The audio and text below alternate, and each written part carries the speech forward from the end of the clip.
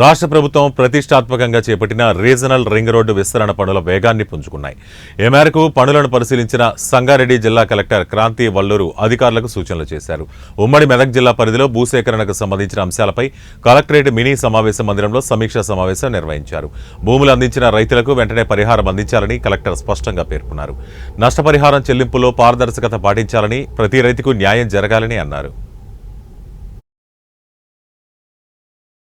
It's with the land for the purpose of the execution of the project in a timely manner. Call us. Me district కి సంబంధించి 1 by 1 starting with Medak and Siddipet and then Yadadri. Any issues which you want to raise to the NHAI pertaining to the market values or any other issues.